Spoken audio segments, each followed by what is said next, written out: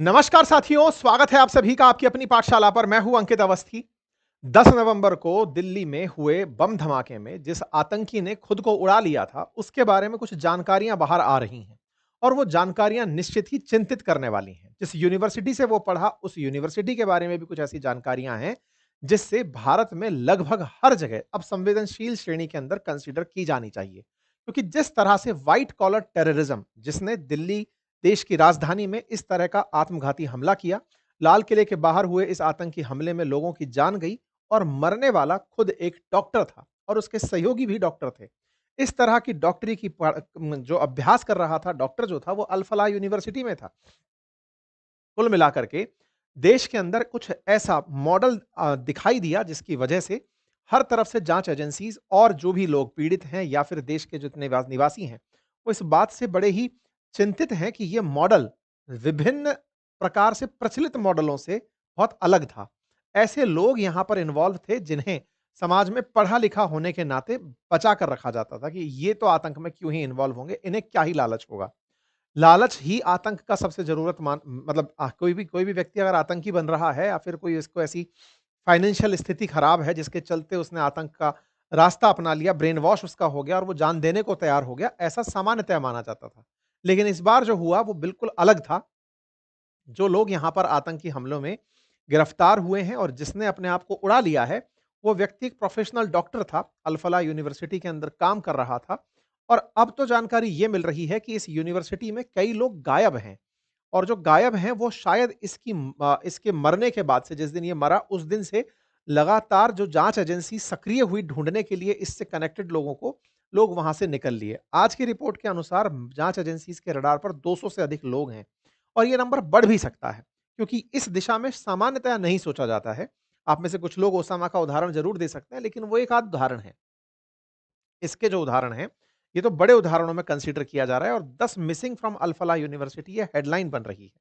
अल फलाह university के chairman को भी गिरफ्तार किया गया है और उस चेयरमैन से जांच के अंदर पता चलता है कि उसने काफी सारी अवैध तरीके से रकम इकट्ठी की हुई थी। अब वो जांच के रडार पर है, ईडी, एनआईए तमाम उसके साथ पूछताछ कर रही हैं। 10 लोग ऐसे हैं जिनके फ़ोन बंद आ रहे हैं जाँच के अंदर, वो अभी पता नहीं चल रहा है कि कहाँ गए हैं। एनआईए ने जब जाँच की तो पता चला कि ये व्यक्ति, जो उमर नबी नाम का जो व्यक्ति था जिसने सुसाइड बॉम्बर बन के खुद को उड़ा लिया था, ये वीडियोज़ बना-बना कर लोगों को भेजा करता था और वीडियोज़ में ये लोगों को आत्मघाती हमलों के अंदर खुद को मरने के लिए प्रेरित किया करता था। मतलब उनको ये फ़ियादीनी बना रहा था, इस तरह के मोटिवेशनल भाषण दे रहा था। हमने वीडियो इसका ट्विटर पे भी डाला, लेकिन बाद में आईबी मिनिस्ट्री की तरफ से उसके ऊपर फिर प्रोटोकॉल आया। हमने वो वीडियो हटाया। ये व्यक्ति ब्रेन वॉश करने के लिए इतना सोफिस्टिकेटेड तरीके से बढ़िया अंग्रेजी बतियाते हुए लोगों को वीडियो भेज रहा था, जिसमें ये बताता था कि आत्मघाती हमला बुरी बात नहीं होती है। ये लोगों का इस हद तक ब्रेन वॉश कर रहा था। खुद ब्रेन वॉश्ड था, तभी जाकर के खुद आई-20 के साथ ही मर गया। लेकिन औरों को भी ये बरगला रहा था। इसका मतलब इसके साथ अभी और भी ऐसे लोग हैं, जो स्लीपर सेल बन कर के कहीं न कहीं हमारे ही समाज के भीतर रह रहे हैं और वो इससे इंस्पायर्ड या मोटिवेटेड हैं। उन लोगों की भी अब तलाश की जा रही है। जाँच एजेंसीज़ बहुत ही अच्छे स्तर पर इस विषय की जाँच कर रही हैं। जाँच में एक बात और निकल कर आई कि ये व्यक्ति कुछ समय पहले पुलवामा गया था, कश्मीर गया था और वहाँ जाकर अपने भाई को एक और फ़ोन देकर आया था और उस फ़ोन के बारे में कहा था, अगर मेरे बारे में कोई सूचना ना आए तो इस फ़ोन को तालाब में फेंक देना। जाँच एजेंसीज़ जब घर पहुँची तो उस फ़ोन को घरवालों से पूछताछ हुई। शुरुआत में तो घरवालों ने नहीं बताया। इसके भाई से जब सख्ती से पूछताछ हुई तब इसने बताया कि हाँ, वो एक फ़ोन देकर गया था, वो फ़ोन तालाब में फेंक दिया। जाँच एजेंसीज़ ने उस फ़ोन को तालाब से बाहर निकाला और उसको रिकवर किया, हालाँकि बहुत सी चीज़ें गायब हो गई थी, तब उसमें से एक वीडियो निकल कर आया। वही वीडियो था जिससे ये पता चल रहा था कि ये कितने लोगों को वीडियो भेज चुका था और उस वीडियो के अंदर ये लोगों को आत्मघाती हमलों के लिए मोटिवेट कर रहा था। इस तरह से बैठ कर के ये अपने कमरे में बैठ कर के आत्मघाती हमलों के लिए suicide bombing is misunderstood concept, लोग इसे गलत समझते हैं, ऐसा कह कर के ये बयानबाज़ी करता था। ये सारे कारनामे ये इस यूनिवर्सिटी में बैठकर कर रहा था। अब यहाँ पर सवाल खड़ा इस तरह से हुआ, अगर आप किसी यूनिवर्सिटी में प्रोफ़ेसर लगे हैं, डॉक्टर लगे हैं, आप काम कर रहे हैं, तो आप पर नज़र सबकी रहती है। काम के दौरान आपके बारे में पता चलता है कि आप किस तरह का काम कर रहे हैं, किन से मिल रहे हैं, आपका उद्देश्य क्या है, बयानबाज़ी क्या है। इस यूनिवर्सिटी ने ऐसी कोई भी बात बाहर नहीं आने दी। जब हुई घटना तो उसके बाद में और तो और केवल उमर नबी नहीं, इसके अलावा मोहम्मद ये मुजम्मिल, शकील और शाहीन शहीद, इन सब के नाम भी इसी यूनिवर्सिटी से जुड़े हुए, इनके हॉस्टल में रहते हुए पाए गए। शुरुआत में यूनिवर्सिटी ने कहा कि ये दुर्भाग्यपूर्ण घटना है, हमको हमको इससे कोई जानकारी नहीं है। इसमें भूपेंद्र और आनंद नाम से कोई कुलपति बना रखे हैं, जिन्होंने ये वाली बात कही थी। लेकिन जब जाँच अंदर घुसी, तो अल-फलाह यूनिवर्सिटी का पूरा की पूरा कैंपस रडार के नज़रिए में आ गया कि यहाँ पर ये सब काम हो कैसे रहे थे। कोई भी जाँच एजेंसी या कोई सिक्योरिटी यहाँ पर पहुँच क्यों नहीं रही थी? अल-फलाह यूनिवर्सिटी जो है, वो जिस जिस ज समय स्थापित हुई वो 1997 का समय था। हरियाणा के अंदर स्थित ये है और ये अल-फलाह चैरिटेबल ट्रस्ट के अधीन आती है, जिसके चेयरमैन हैं जवाद अहमद सिद्दीकी, जिन्हें अब गिरफ्तार किया जा चुका है। ये जो जवाद अहमद सिद्दीकी है, इसके ऊपर कई फाइनेंशियल फ्रॉड की चीज़ें अब निकल कर बाहर आ रही हैं। इसी में वाइस चेयरमैन, वाइस चांसलर, ये सब 2016 में जाकर इसके अंदर मेडिकल कॉलेज शुरू हुआ। 19 में पहला एमबीबीएस बैच बना। 200 एमबीबीएस सीटें इस अल-फलाह यूनिवर्सिटी के अंदर हैं और ये धौज गाँव फरीदाबाद में है, जहाँ चारों तरफ मुस्लिम कम्युनिटी बहुत ज़्यादा है। यूनिवर्सिटी के 4 कॉलेज हैं। Al-Falah school of medicine science, Brown Hill college of engineering, Al-Falah school of engineering and technology, Al-Falah school of education and training. तो ये जो मेडिकल साइंटिस्ट रिसर्च वाला जो फील्ड है ना, इसमें ये लगा हुआ था। अल-फलाह यूनिवर्सिटी की वेबसाइट इसी बीच में हैक कर ली गई। क्यों? क्योंकि भारत के लोगों के अंदर एक एग्रेशन था इस यूनिवर्सिटी को लेकर। कुछ हैकर्स निकल कर आए, जिन्होंने अपनी तरफ से इसको हैक करने की बात कही। खैर, जो भी है। इसके बाद में अल-फलाह यूनिवर्सिटी के डॉक्टर्स में बातचीत पूछना शुरू हुआ। 15 नवंबर की जानकारी निकल कर आई कि 2 और डॉक्टर्स को डिटेन किया दिल्ली पुलिस ने, इसी मॉडल के चलते। फिर एनआईए की टीम जो है वो यहाँ पर पहुँचती है स्क्रूटनी करने 16 नवंबर को। जाँच शुरू होती है। ईडी ने अल-फलाह ग्रुप के चेयरमैन को मनी लॉन्ड्रिंग के चार्जेज़ में गिरफ्तार कर लिया। ये घटना होती है 19 नवंबर के दिन। ये हैं जवाद अहमद सिद्दीकी, जो कि अल-फलाह यूनिवर्सिटी के फाउंडर बताए जाते हैं। ये चेयरमैन भी हैं। मध्य प्रदेश के मूलतः रहने वाले हैं। देवी अहिल्या यूनिवर्सिटी से आप ग्रेजुएट हैं। ये 2014 में हरियाणा के अंदर अल-फलाह यूनिवर्सिटी को शुरू किए थे। इसके साथ-साथ इनके और भी बहुत सारे काम हैं। अल-फलाह ग्रुप के जो चेयरमैन हैं जावेद अहमद सिद्दीकी, उनके घर पर जब बहुत सारी रेड हुई, 25 ठिकानों पर रेड हुई और जानकारी निकल कर आई कि इन्होंने पैसे की लॉन्ड्रिंग की है। गलत तरीके से टैक्स बचाने के लिए विदेशों से पैसा घुमाया है और इनके साथ-साथ इनकी एडमिनिस्ट्रेटिव ब्लॉक को भी सील कर दिया गया। कई प्रकार की कैसी ऐसी जानकारी निकल कर आई कि कई इन्होंने नकली कंपनियाँ बना रखी हैं। इनके पास में कई ऐसे पते पर कंपनियाँ बनी जो वास्तविकता में एक्सेस ही नहीं करती थी, एग्जिस्ट ही नहीं करती थी। डायरेक्टर और सिग्नेटरीज एक ही व्यक्ति है, केवाईसी में गड़बड़ है, बैंकिंग चैनलों में बहुत कम वेतन का भुगतान हो रहा है। कई कंपनियों के रजिस्ट्रेशन तारीखें, पता एक जैसा बताया गया है। कंपनी के मतलब कॉलेज से जो पैसा कमा रहे थे, उस पैसे को निकालने के इन्होंने कई फर्जी तरीके बनाए हुए थे। इनके ऊपर धोखाधड़ी, फर्जी मान्यता, शेल कंपनियों के खोलने का आरोप लगा। इसी के चलते ईडी ने इनको गिरफ्तार किया। इससे पहले भी वर्ष 2000 में इनके ऊपर न्यू फ्रेंड्स कॉलोनी के अंदर धोखाधड़ी का केस दर्ज किया गया था। यानी कि पुराने समय पर भी इनके ऊपर मामला दर्ज हो रखा है। 7 साल में बने हुए यूनिवर्सिटी ने 415 करोड़ रुपए कमाए। ये इनके द्वारा कमाए गए पैसे की पूरी फ़हरिस्त है। जो कमाया हुआ पैसा है, चूँकि वो ट्रस्ट के अधीन था, तो उस पैसे को निकालने के लिए इन्होंने नकली वेंडर्स का उपयोग किया। जनरली स्कूल और कॉलेजेस ट्रस्ट के नाम पर बनते हैं और ये माना जाता है कि ये नॉन फॉर प्रॉफिट होते हैं।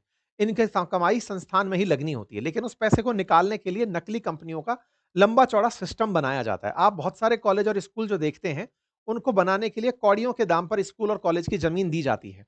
ट्रस्ट के नाम पर वो जमीन दी जाती है, लेकिन यहीं से ही भ्रष्टाचार का सीन शुरू होता है। जो लाख-लाख रुपए की फीस लेने वाले स्कूल्स हैं, वो उस पूरी फीस को दिखाते ये हैं कि साहब ये फीस हमने स्कूल में ही खर्च कर दी।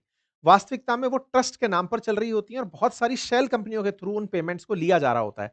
स्कूल दिखाता है कि साहब हमने इतने रुपए की स्कूल में ड्रेस खरीदी, इतने की किताबें खरीदी, इतने रुपए में ये सारा काम किया, ताकि उस बिल को सेटल किया जा सके। ये बड़ा फर्जीवाड़ा है। इस पर अगर पता टैक्सेशन डिपार्टमेंट को सारा होता है, लेकिन वही है, सब एक उसके अंदर चल रहा है। इनके बारे में ये मामला निकल कर आ गया, तो आपको लग रहा होगा कि नया मामला है, लेकिन इस तरह की चीज़ें एक्ज़िस्ट करती हैं सोसाइटी में, ये बिल्कुल ओपन सीक्रेट है। सिद्दीकी के कॉर्पोरेट प्रोफाइल के बारे में पता चलता है, तो इन भाई साहब ने कई तरह की कंपनियाँ खोल रखी थी। कुल मिलाकर उन्हीं कंपनियों के नाम पर बिलिंग हो रही थी। विश्वविद्यालय के अंदर नियमों का उल्लंघन था। इससे क्या पता चलता है फर्जीवाड़े से? भाई फर्जीवाड़े से पता चलता है कि और भी हो सकता है इसके तरह के लोग भारत में बहुत हों जो इस तरह के ऑफेंडर हों। लेकिन ऑफेंस से एक बात स्थापित होती है कि जिसके दिमाग में एक बार अपराध आ गया, वो फिर किसी भी स्तर तक जा सकता है। जाँच एजेंसियों का फाइनेंशियल फ्रॉड से ज़्यादा रिलेशन इस समय आतंकी घटना से है कि तुम जब इस तरह से फाइनेंशियल फ्रॉड कर सकते हो, करोड़ों रुपए बचाने के लिए नकली कंपनियाँ बना सकते हो, तो फिर तुमको पैसे का लालच अगर मिले, तो तुम तो आतंकियों को भी पनाह दोगे। तो वो एक दिशा दूसरी तरफ खुल जाती है और यही कारण है कि इनके काफ़ी सारे ठिकानों पर रेड हुई और इनकी रेड के साथ-साथ ईडी ने इनके साथ में 13 दिन की रिमांड पर इन्हें ले लिया और पूछताछ की। इनका जो महू के अंदर घर है उसको अवैध रूप से घोषित भी कर दिया गया है। अब जब ये जाँच और बढ़ती गई तो आज सुबह की खबर के अनुसार 200 डॉक्टर फिलहाल अंडर लेंस हैं जिनके ऊपर जाँच की जा रही है। मतलब इस यूनिवर्सिटी में अभी थोड़े दिन पहले तो यूनिवर्सिटी में मेडिकल के बैचेज़ शुरू हुए हैं। अब उन डॉक्टर्स को भी अब धीरे-धीरे रडार पर लिया जा रहा है, पूछा जा रहा है। 6 हमारी एजेंसीज़ हैं जिन्होंने इसको कमांड सेंटर बना लिया है जिसमें Delhi police, NIA, ATS, Jammu Kashmir police Farid ये सब अपने-अपने स्तर की इस यूनिवर्सिटी में पूछताछ कर रही हैं, लोगों से जानकारी ले रही हैं। यहाँ पर 2 प्रमुख नाम जिसमें से मुजम्मिल का नाम और ये फ़हीमा जो फ़ातिमा क्या नाम है इसका शाहीन डॉक्टर शाहीन जो है, ये दोनों लोग बहुत दिनों से इस पूरी टीम को बिल्ड करने का अंडर कवर काम कर रहे थे। मुजम्मिल जो है वो लोगों को मदद करने के लिए पहुँचता था, उन्हें फिर अपने मॉडल में शामिल होने के लिए कहता था। इसी बीच में एक और नाम निकल कर आता है और वो ये कि यहाँ पर जो कार थी ना मुजम्मिल ने कार खरीदी थी, उमर को कार दिलाने वाला जो व्यक्ति था, उसको भी इसने तैयार किया था कि ये आत्मघाती हमले के लिए तैयार हो, लेकिन वो तैयार नहीं हुआ और वो पीछे हट गया था। नबी और जो है ना एनआईए की जाँच में पता चला कि ये खुद जैसे और भी काफ़ी सारे लोगों को बनाना चाहता था आतंकी बनाना चाहता था आत्मघाती हमले के लिए। इसने 11 लोगों को वीडियो भेजे थे जिनमें से 7 कश्मीरी थे। बाकी 4 लोग उत्तर प्रदेश, केरल, कर्नाटक से बताए जा रहे हैं। 70 वीडियोज़ अभी तक ऐसे मिले हैं। कुल मिलाकर के इसका जो उद्देश्य था, ये बड़े स्तर पर काम करने का था। खुद ही नहीं, अपने जैसे बहुत से लोगों को खड़ा करने का था। इसके साथ-साथ इसके जो वीडियोज़ हैं, वो पूरी तरह से कई राज्यों के युवाओं तक पहुँचाए जा रहे थे। आतंकी संगठन जैश-ए-मोहम्मद ने भी यहाँ पर फंड रेज़ करने का प्रयास किया था। दिल्ली ब्लास्ट से पहले ये अपने घर पुलवामा गया था और वहाँ पर जो मोबाइल बरामद हुआ, उसमें इसके इस तरह के वीडियोज़ की शिनाख्त भी हो पाई। अब चर्चा इस बात की जाँच एजेंसीज़ कर रही हैं कि इस तरह से धर्म के नाम पर जो ब्रेन वॉश्ड युवा हैं, जिन्हें ये समझाया जा रहा है कि आत्मघाती हमला अच्छी चीज़ है, ये सब लोग कुरान की आयतों की गलत इंटरप्रिटेशन से हो कर रहे हैं। इसके लिए सऊदी अरब का फ़ॉर्मूला अगर अपनाया जाए तो वो बेहतर होगा। सऊदी अरब ने ऐसा क्या किया था? सऊदी अरब ने जब बहुत ज़्यादा रेडिकलिज़्म बढ़ रहा था सऊदी अरब में, तो बहुत सारे ऐसे मौलवियों की फ़ौज तैयार की, जो राइट इंटरप्रिटेशन कुरान का दे सकते थे। अब देश को आवश्यकता ये है कि जो रिलीजियस टीचिंग्स हमारे देश में चल रही हैं, जो कुरान की आयतें सिखाई जा रही हैं, कुरान को जो इंटरप्रिटेट कराया जा रहा है मदरसों में, सरकार वहाँ पर अपनी तरफ से अपॉइंट करे लोगों को, जो सही इंटरप्रिटेशन दे, उनको प्रॉपर तरीके से मोटिवेशन दे, उन्हें सही प्रकार से सही राह दिखाए और उनसे ये एक्सपेक्ट किया जाए कि आपको जो दिया गया है, आप वो इंटरप्रिटेशन देंगे।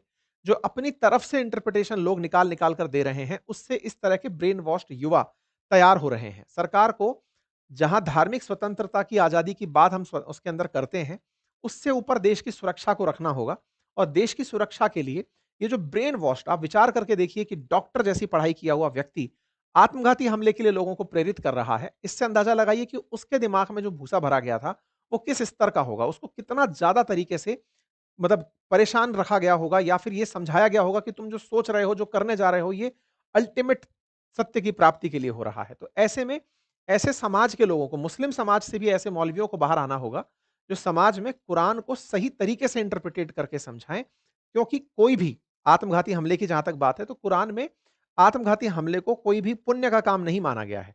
लेकिन इस तरह की जो ब्रेन वॉश्ड थ्योरी दी जाती हैं, जिससे इस तरह के लोग तैयार होते हैं, इसके खिलाफ समाज को खुद खड़ा होना पड़ेगा। अदरवाइज़ समाज के अंदर जाँच एजेंसीज़ के द्वारा बढ़ते इंटरफेरेंस से एक वैमनस्य का माहौल बढ़ेगा। बेहतर होगा कि समाज के साथ रहते हुए चीज़ें आगे बढ़ें। ये सुनिश्चित करें, वो समाज के लोग भी सुनिश्चित करें कि ऐसे युवाओं तक इस तरह की चीज़ें ना पहुँचें। ठीक है साहब?